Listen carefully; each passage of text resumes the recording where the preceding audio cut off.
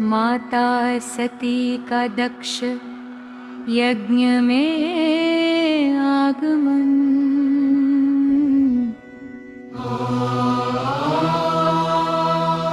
ओम नमः शिवाय। माता सती भगवान शिव की अनुमति लेकर अपने पिता दक्ष प्रजापति के यज्ञ में पहुंची। उनके साथ शिवगण भी थे। सती के मन में यही विश्वास था कि पिता उन्हें देखकर प्रसन्न होंगे और उनका स्वागत करेंगे। यज्ञशाला अत्यंत भव्य थी, चारों ओर देवता ऋषि मुनि और अनेक राजा उपस्थित थे।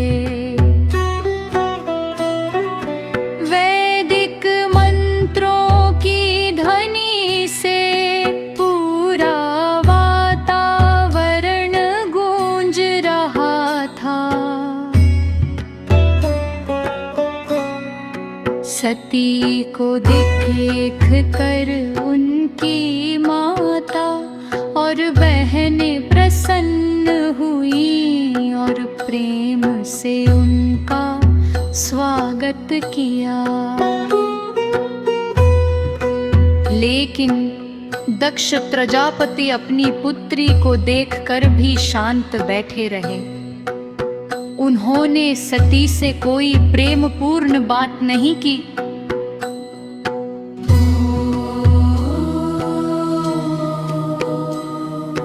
माता सती ने यज्ञशाला में चारों ओर देखा। सभी प्रमुख देवताओं के लिए सम्मान पूर्वक स्थान था, लेकिन उनके पति भगवान शिव के लिए कोई स्थान नहीं था। सती ने अपने पिता से पूछा, पिताजी, सभी देवताओं का सम्मान किया गया है, फिर मेरे स्वामी भगवान शिव के लिए यहाँ कोई स्थान क्यों नहीं है? दक्ष ने कठोर स्वर में उत्तर दिया, जिसे तुम अपना पति कहती हो, उसके लिए मेरे यज्ञ में कोई स्थान नहीं है। ये सुनकर सभा में सन्नाटा छा गया। माता सती ने शांत स्वर में कहा, पिताजी, भगवान शिव केवल मेरे पति नहीं, देवों के देव महादेव है। उनका अपमान करना उचित नहीं है। लेकिन दक्ष का अहंकार कम नहीं हुआ। उन्होंने भगवान शिव के वैरागी स्वरूप और उनके जीवन को लेकर कई कटु बातें कही। सती के लिए ये सहना अत्यंत कठिन था। उन्होंने सभा में कहा, जिस शरीर को मैंने आपके घर से प्राप्त किया है, उसी शरीर के कारण आज मुझे अपने आराध्य का अपमान सुनना पड़ रहा है। मैं अपने स्वामी का अपमान सहन नहीं कर सकती।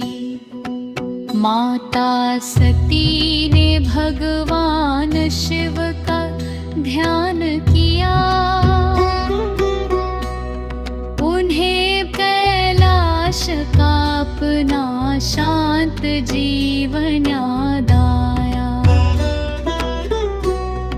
उन्हें भगवान शिव की वह बात भी याद आई कि जहाँ सम्मान न हो वहाँ जाना उचित नहीं। सती ने अपने मन को शिव के चरणों में स्थिर कर लिया और उस देह बंधन का त्याग कर दिया जिसे वे दक्ष की पुत्री के रूप में धारण किए हुए थी। यज्ञशाला में शोक छा गया। देवता और ऋषि इस घटना से स्तब्ध रह गए। जब यह समाचार कैलाश पहुंचा तो भगवान शिव अत्यंत व्यथित हुए। सती के वियोग ने उनके भीतर प्रचंड क्रोध और दुख जगा दिया। महादेव ने अपनी जटाओं से वीरभद्र को प्रकट किया और आदेश दिया, जाओ दक्ष के यज्ञ में जाकर उस अहंकार का अंत करो जिसने मेरी सती का अपमान किया है। वीरभद्र शिव गणों के साथ यज्ञशाला की ओर चल पड़े। चारों दिशाएं गंभीर हो उठी और यंत्रशाला में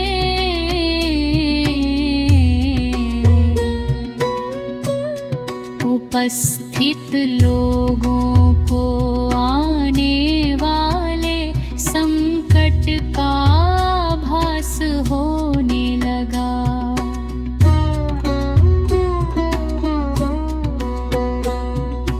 जिस यज्ञ को दक्ष अपनी प्रतिष्ठा का प्रतीक समझ रहे थे, वही अब उनके अहंकार के विनाश का कारण बनने वाला था। आगे की कथा में हम जानेंगे कि वीरभद्र ने दक्ष के यज्ञ में पहुंचकर क्या किया और महादेव के क्रोध से उस विशाल यज्ञ का क्या परिणाम हुआ।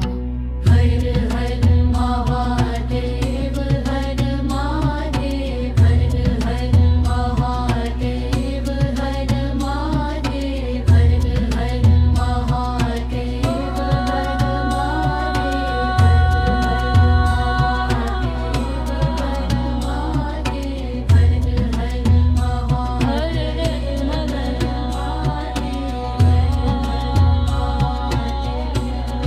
वीरभद्र का प्राकट्य और दक्ष यज्ञ का विध्वंस। ओम नमः शिवाय।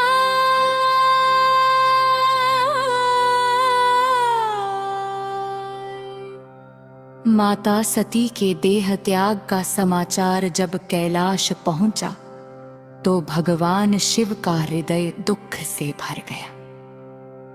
महादेव शांत रहने वाले हैं, लेकिन सती के वियोग ने उनके भीतर गहरा दुख और प्रचंड क्रोध उत्पन्न कर दिया।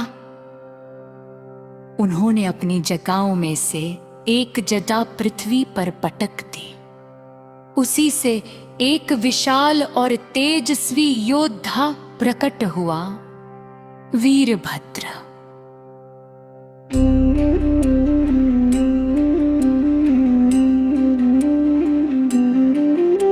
वीरभद्र ने भगवान शिव को प्रणाम करके पूछा, प्रभु मुझे क्या आज्ञा है। महादेव ने गंभीर स्वर में कहा, वीरभद्र दक्ष के यज्ञ में जाओ। वहां मेरे अपमान के कारण जो अहंकार उत्पन्न हुआ है उसका अंत करो।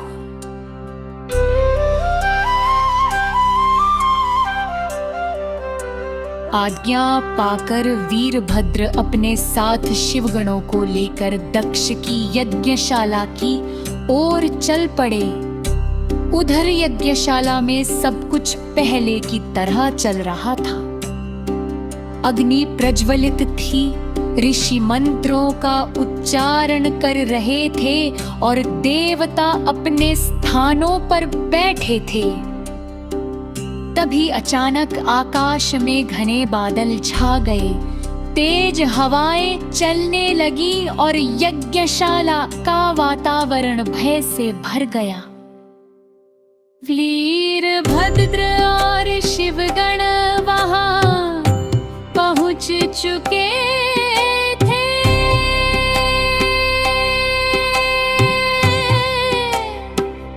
उनके आगमन से यज्ञशाला में हलचल मच गई।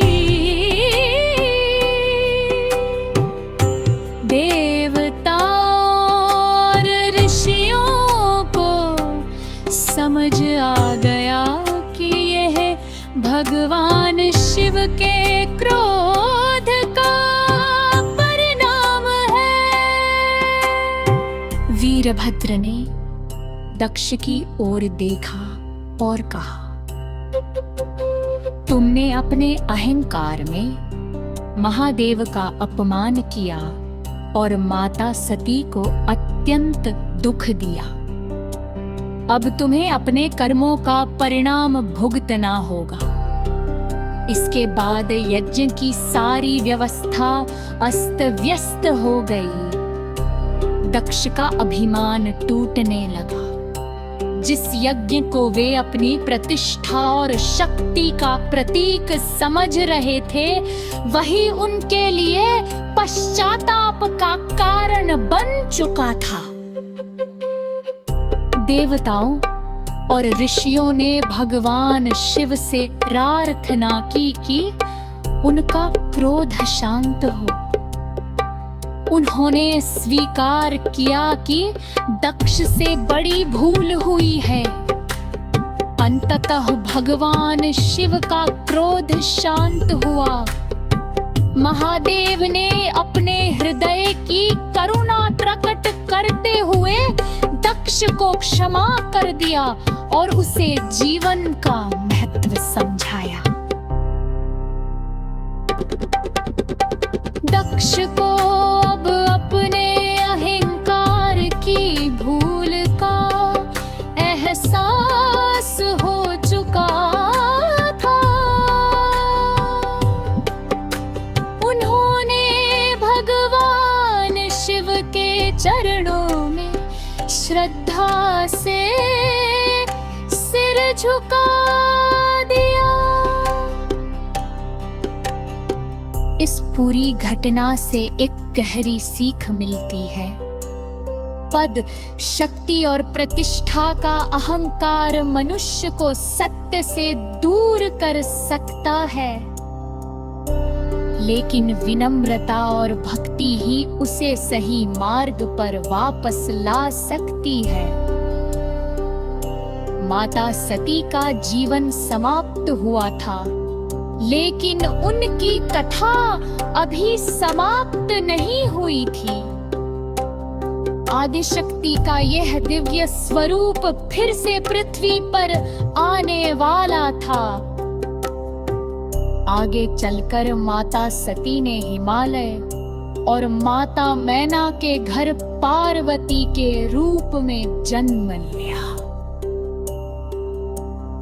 उनका जीवन फिर से भगवान शिव की ओर बढ़ा और एक नए अध्याय की शुरुआत हुई। आगे की कथा में हम जानेंगे कि माता पार्वती का जन्म कैसे हुआ। उन्होंने महादेव को पति रूप में पाने के लिए कैसी तपस्या की और शिव पार्वती का दिव्यलन कैसे हुआ। हर हर महादेव।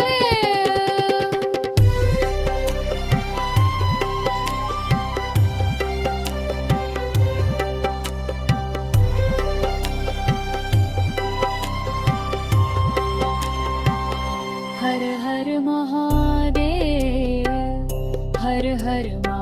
हमारे